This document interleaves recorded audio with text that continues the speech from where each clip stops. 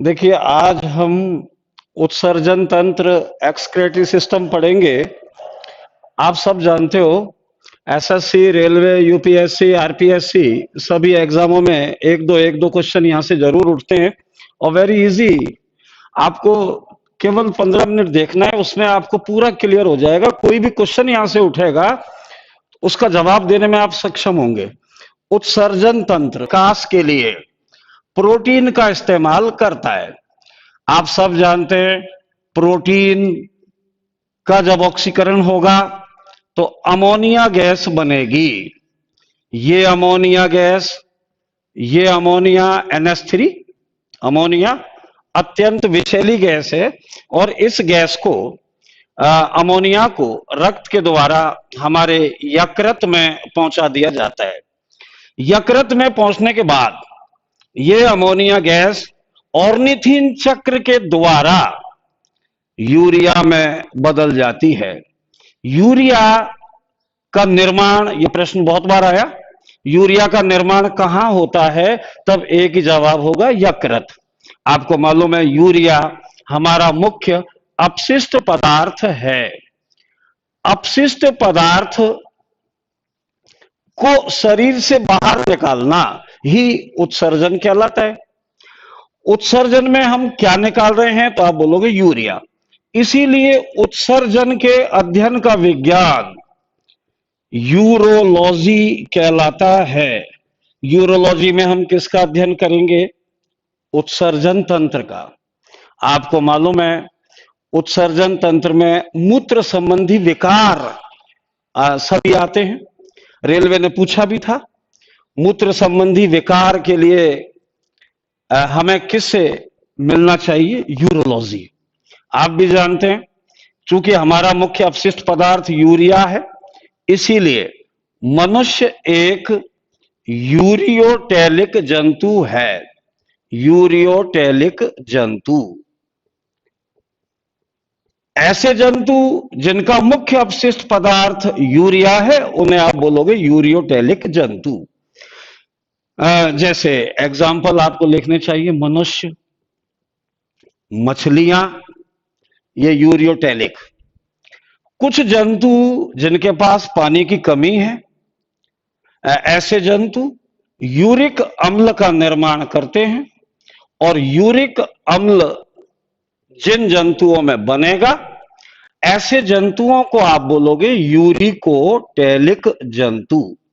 Uricotelic जंतु जैसे खास करके रेगिस्तानी जंतु हैं, सरीसृप, रेप्टाइल्स जंतु जितने भी हैं, सांप, छिपकली, मगरमच्छ, घोड़िया, इस तरह के जानवर यूरिक अम्ल बनाते हैं और ऐसे जंतुओं को हम कहेंगे यूरिकोटेलिक जंतु। इसके अलावा कुछ जानवर जिनके पास पानी बहुत ज्यादा है, पानी के बहुत निरंतर संपर्क में रहते हैं, ऐसे जंतु सीधे ही अमोनिया गैस को उत्सर्जित कर देते हैं। ऐसे जंतुओं को हम बोलेंगे अमीनो टेलिक जंतु। जैसे एग्जाम्पल आप दे सकते हो, अमीबा, हाइड्रा आदि। मैं फिर एक बार बोलूं, शरीर की वृद्धि और विकास के लिए सजीवों को प्रोटीन चाहिए। प्रोटीन अमीनो अम्लों से मिलकर बने होते हैं। अमीनो अम्ल, अमीनो एसिड आपने पढ़े हैं। अब तक 20 प्रकार के अमीनो अम्ल खोजे गए हैं, अमीनो अम्लों से मिलकर बने हैं। जब अमीनो अम्ल का या प्रोटीन का एमिनेशन होता है तो अमोनिया गैस बनती है। अमोनिया विषैली होती है, यह हमारे लिए खतरनाक हो सकती है। इस अमोनिया गैस को यकृत में पहुंचाया जाता है। यकृत में इस अमोनिया गैस से यूरिया का निर्माण होता है। यूरिया हमारा मुख्य अपशिष्ट पदार्थ है। उत्सर्जन के अध्ययन का विज्ञान यूरोलॉजी कहलाता है। ऐसे जंतु जिनका मुख्य अपशिष्ट पदार्थ यूरिया है, ऐसे जंतुओं को हम बोलेंगे यूरियोटेलिक जंतु। आप भी जानते हो, जैसे मनुष्य, मछली आदि। ऐसे जंतु जिनका मुख्य अपशिष्ट पदार्थ यूरिक अम्ल है, ऐसे जंतुओं को हम कहेंगे यूरिकोटेलिक जंतु। जैसे सरीसृप, पक्षी, ऐसे जंतु जिनका मुख्य अपशिष्ट पदार्थ अमोनिया गैस है, ऐसे जंतुओं को हम कहेंगे अमीनोटेलिक जंतु, जैसे हमीबा, हाइड्रा आदि। इन जंतुओं को अमोनिया निकालने के लिए बहुत अधिक पानी चाहिए, यूरिया निकालने के लिए कम पानी चाहिए। सबसे कम पानी यूरिक अम्ल को निकालने में आवश्यक होता है, इसीलिए रेगिस्तानी जंतु, सरीसृप जंतु यूरिकोटेलिक श्रेणी में शामिल किए गए हैं। उत्सर्जन की बात चलेगी तो आपको यह भी मालूम रहना चाहिए, हमारे शरीर में कुछ ऐसे अंग भी हैं जो उत्सर्जन में सहायता करते हैं। जो उत्सर्जन में सहायता करते हैं उन्हें हम कहेंगे सहायक उत्सर्जी अंग। सहायक उत्सर्जी अंग आपको मालूम है, सहायक द्वारा आप भी जानते हैं, फुफ्फुस के द्वारा कार्बन डाइऑक्साइड जैसी गैसें हमारे शरीर से बाहर निकाली जाती हैं। कार्बन डाइऑक्साइड अगर हमारे शरीर में बनी रहती है तो उससे शरीर की रक्त की अम्लीयता बढ़ सकती है, कार्बोनिक अम्ल का निर्माण हो जाएगा हमारे शरीर में जो हानिकारक है। आंत मल के रूप में अपचित भोजन को बाहर निकालती हैं। इसी तरह पीलिया में मृत आरबीसी का अपघटन होता है, इसीलिए पीलिया को हमारे शरीर का या मृत आरबीसी का कब्रिस्तान भी कहा जाता है। इस तरह ये सभी अंग उत्सर्जन में सहायता करते हैं, इसीलिए त्वचा, यकृत, फुफ्फुस, आंत, पीलिया आदि को सहायक उत्सर्जी अंग कहते हैं। यह प्रश्न कई बार उठता रहा कि मृत आरबीसी का कब्रिस्तान किसे कहा गया है? पीलिया को। एक बात और जान लें आप, पीलिया का एक काम और भी है, ये हमारे शरीर में एक्स्ट्रा ब्लड का संग्रह करती है, इसीलिए हमारे शरीर का ब्लड बैंक किसे कहा जाता है? तो आप कहेंगे पीलिया। इसके अलावा उत्सर्जन तंत्र में जिन अंगों को शामिल किया गया है वे मुख्य अंग आप जानते हैं। हमारे उत्सर्जन तंत्र में वृक्क, जिसको आप गुर्दा भी बोल देते हो, किडनी में उत्सर्जन तंत्र शामिल किए गए अंग है। अगर हम वृक्क की बात करें, वृक्क सबसे इंपॉर्टेंट काम कर रहा है यहां पर। वृक्क की किडनी 10 से 12 सेमी लंबाई की होती हैं, जिनका हमारा जो वृक्क नेफ्रोलॉजी कहलाता है, नेफ्रोलॉजी यूपीएससी में आया था, रचनात्मक इकाई है। इसी का काम है रक्त को छानना, अल्ट्राफिल्ट्रेशन ऑफ द ब्लड। रक्त को हमारे शरीर में कहां होता है? तो या तो आप कह दीजिए नेफ्रॉन्स के द्वारा होता है या कह दीजिए वृक्क के द्वारा होता है। इसके अलावा कभी कभी ऐसा भी होता है कि मूत्र के साथ ग्लूकोज आने लगता है। अगर मूत्र में ग्लूकोज आ गया तो आप भी जानते हैं ये डायबिटीज मेलाइटस रोग है, मधुमेह रोग है, डायबिटीज मेलिटस, मधुमेह। यदि मूत्र में ग्लूकोज आ रहा है तो कौन सा रोग है? डायबिटीज मेलिटस, डायबिटीज मेलाइटस, मधुमेह रोग। हालांकि आपको यह आता होगा, आना भी चाहिए, मनुष्य में मधुमेह रोग इंसुलिन हार्मोन की कमी से होता है। इंसुलिन हार्मोन की कमी से, जो अग्नाशय ग्रंथि से सीक्रेट होने वाला हार्मोन भी है। इसके अलावा कभी कभी व्यक्ति बार बार पेशाब जाता है। अगर बार बार पेशाब जाता है तो यह एक बीमारी है और इसे हम कहते हैं diabetes insipidus. Diabetes insipidus. Diabetes insipidus, बार बार पेशाब जाना, ये एक रोग है और इसकी वजह है वैसोप्रेसिन हार्मोन, वैसोप्रेसिन हार्मोन की कमी। वैसोप्रेसिन हार्मोन, जिसको आप एडीएच भी कहते हो, एंटी डाई यूरेटिक हार्मोन, यह हार्मोन पीयूष ग्रंथि से आता है। पीयूष ग्रंथि वहां से आने वाला हार्मोन है। यदि यह हार्मोन कम होता है तो मूत्र में जल की मात्रा बढ़ती है, जिससे जल मूत्र का आयतन अधिक हो जाता है, परिणाम स्वरूप बार बार पेशाब आने लगता है। इसी को हम कहते हैं डायबिटीज इंसिपिडस। मैं दोबारा एक बार इसको बोलूं, फिर ब्लैक बोर्ड साफ करें अपन।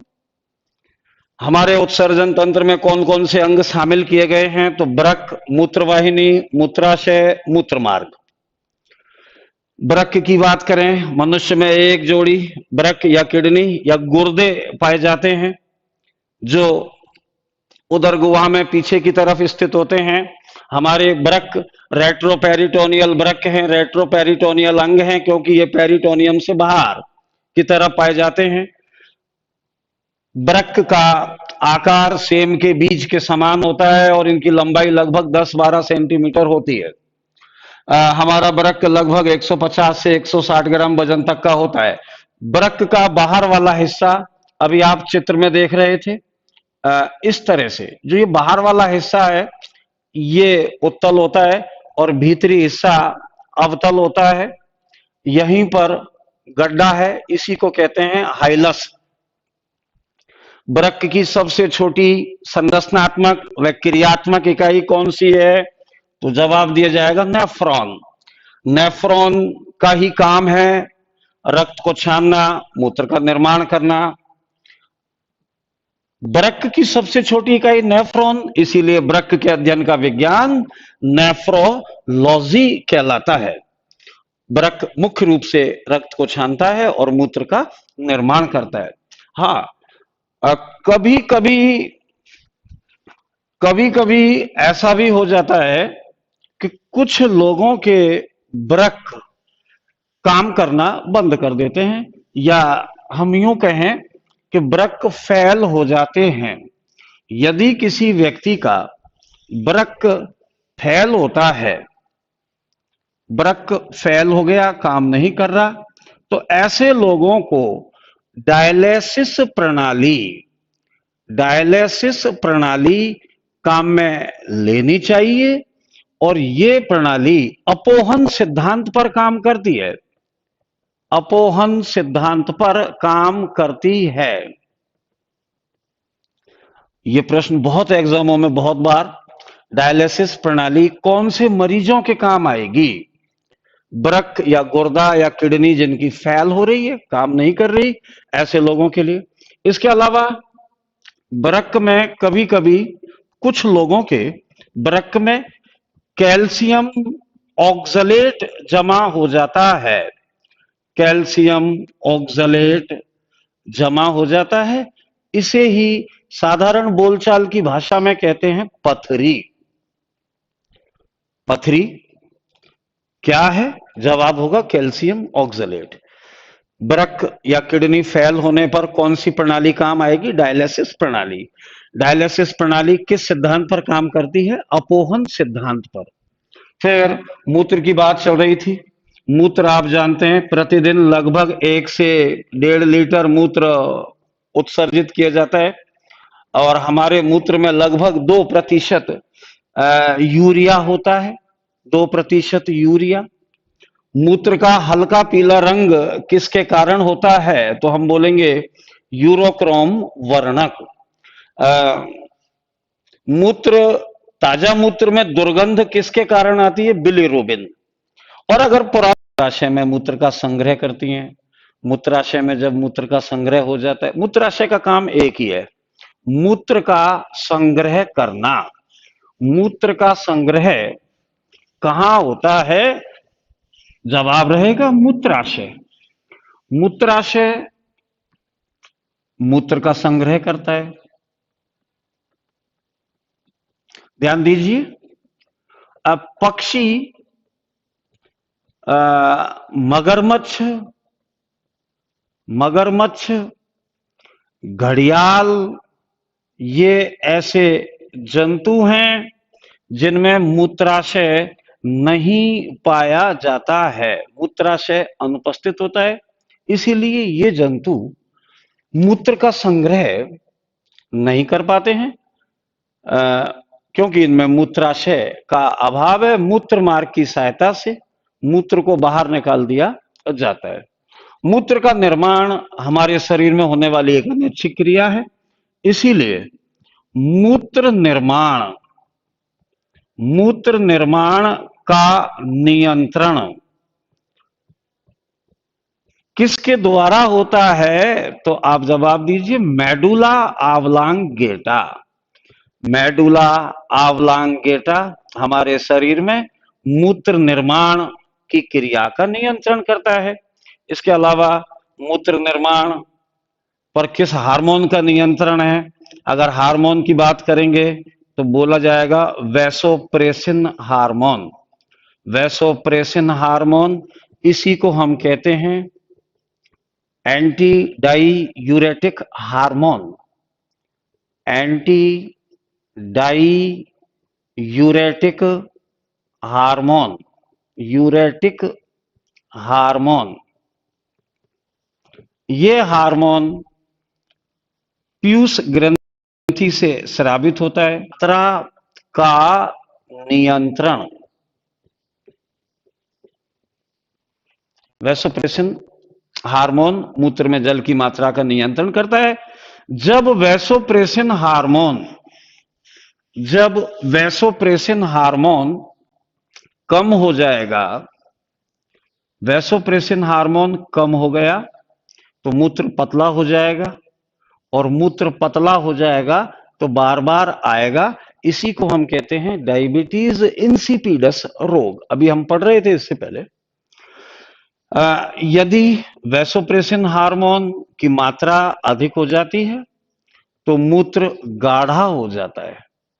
और आप लोगों ने पढ़ा होगा, सुना होगा, रेगिस्तानी जंतुओं में मूत्र गाढ़ा होता है। उसकी वजह है उन जंतुओं में वैसोप्रेसिन हार्मोन की अधिकता होती है।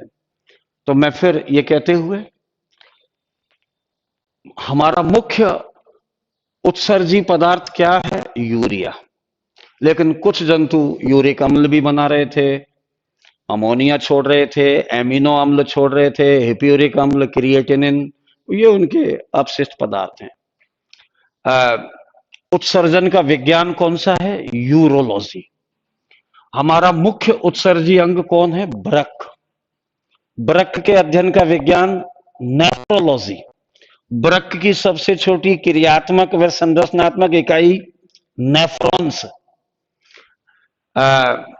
वृक्क का कार्य रक्त को छानना और मूत्र का निर्माण। मूत्र का निर्माण हमारे शरीर में कहां होता है? वृक्क में। मूत्र का संग्रह कहां होता है? मूत्राशय में। वृक्क फेल होने पर डायलिसिस प्रणाली का उपयोग किया जाएगा। अगर वृक्क में कैल्शियम ऑक्सलेट जमा हो जाता है तो इसी को हम साधारण बोलचाल की भाषा में पथरी कहते हैं। पथरी, कि पथरी हो गई। इसके अलावा मूत्र निर्माण ग्रंथि है। पीयूष ग्रंथि से वैसोप्रेसिन हार्मोन निकलता है और यह हार्मोन मूत्र में जल की मात्रा का नियंत्रण करता है। यदि यह हार्मोन कम हो गया तो मूत्र में जल की मात्रा अधिक हो जाती है, जिससे हमारा मूत्र पतला हो जाता है।